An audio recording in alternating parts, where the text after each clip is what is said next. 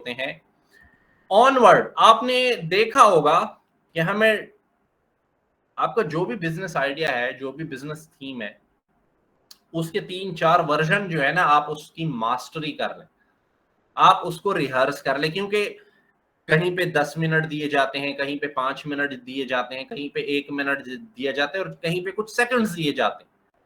क्योंकि जब बहुत ज्यादा कैंडिडेट्स होते हैं तो वो सेकंड्स आपको देते हैं कि आए अपना प्रॉब्लम या आइडिया या वो बताएं कि आप किस चीज पे काम करना चाहते हैं। सो ये मैंने 3-4 चीजों को, इससे आप एग्री डिसएग्री कर सकते हैं, the floor will be open कि क्या है। अगर 30 सेकंड्स आपको दिए गए हैं कि जी क्या करना है, सो सिर्फ आपने प्रॉब्लम बताना है और आप उसका सोल्यूशन क्या देंगे, बस बात खत्म। क्योंकि 3 सेकंड यूं गुजर जाएंगे, इसमें नहीं पड़ जाना कि जी माय नेम इज फिलाना and I am from this and that और मेरा विजन हो। भाई नहीं चाहिए, 30 सेकंड गुजर रहे हैं, फोकस रहे उधर टाइम पे।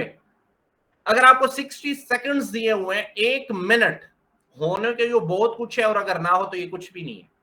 सो आप उसी प्रॉब्लम सोल्यूशन के साथ, अगर आपको लगता है कि कोई एक ऐसा पॉइंट है जो बताना बहुत इंपॉर्टेंट है, आप उसको 1 मिनट में मेमोराइज करें, रिहर्स करें, और ये आपका बेस्ट वर्जन होना चाहिए आपकी उस आइडिया का, आपकी उस पिच करने का।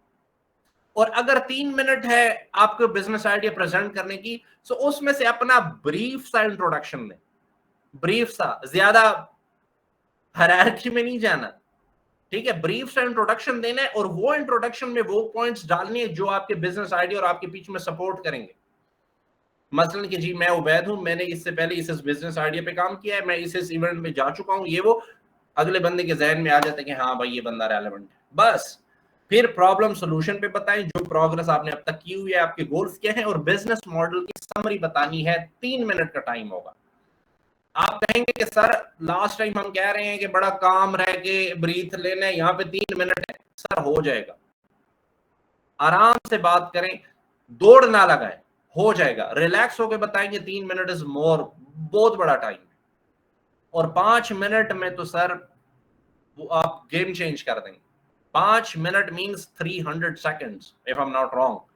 इसमें आप कोई 30-40 सेकंड की वीडियो भी दिखा सकते हैं अपने प्रोडक्ट की, अपनी फंक्शनिंग की, अपनी सर्विसेज की, जो भी है। आप उस पर डेमोज भी दे सकते हैं। आप जो भी है 5 मिनट में फुल फ्लैज एक प्रेजेंटेशन आप प्लान करके वहां पे डिलीवर कर सकते हैं। अब जब आप प्रेजेंटेशन दे देते हैं, जितने भी मिनट की है, जितने भी वर्जन की थी, अक्सर क्या होता है, हम जब खुद भी स्टूडेंट्स थे, सो ये मैं बीबीए लेवल की बात कर रहा हूँ, जब हमारी प्रेजेंटेशन होती थी ना, तो हम मैच फिक्स कर देते थे कि भाई आपने मेरे से ये क्वेश्चन पूछना है और ये इसका मैंने आंसर पहले से तय किया होता है। Just on a lighter note मैं आप लोगों के साथ ये शेयर कर रहा हूँ। सो आपने पूछना भी बड़े ऐसे अंदाज में है मेरे से ये क्वेश्चन कि लगे टीचर को कि भाई ये तो बड़ा सख्त किस्म का सवाल आपने किया, और हम बड़ा एक्ट करते थे उस पे कि यार इसका आंसर हमें पता से पहले पता होता था, क्योंकि क्वेश्चन ही हमने दिया होता था।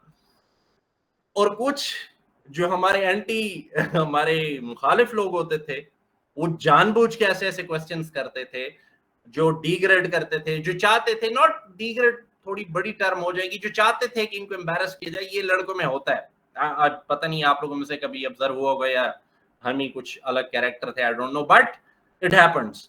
क्योंकि पूरा ऑडियंस बैठा है, अगर 100 लोग बैठे हैं, so it means 100 different mind बैठा हुआ है। वो आप पे किसी भी तरह का, किसी भी टोन में, कहीं से भी क्वेश्चन कर सकता है। आपने उन क्वेश्चंस को कैसे हैंडल करना है, ये वो 5 से 6 पॉइंट्स हैं। सबसे पहला जो सबसे इंपॉर्टेंट है वो है लिसनिंग। आराम से केयरफुली आपने उस क्वेश्चन को सुनना है, व्हाट ही और शी इज क्वेश्चनिंग, क्या पूछ रही है, फिर रिस्पॉन्स करना है। अच्छा, डोंट बी डिफेंसिव। हम अच्छा कोई क्वेश्चन कर लेता है ना, एक तो हमारे यहाँ टीचरों में भी है ये बीमारी कई हद तक, और बड़े बड़े रिनोन्ड बंदों में भी है, कि जब उन्हें उन पे कोई क्वेश्चन ऐसे हार्श हो जाए ना, तो उससे लगता है कि यार इसने मेरी जात को अटैक कर दिया, इसने मेरी पर्सनालिटी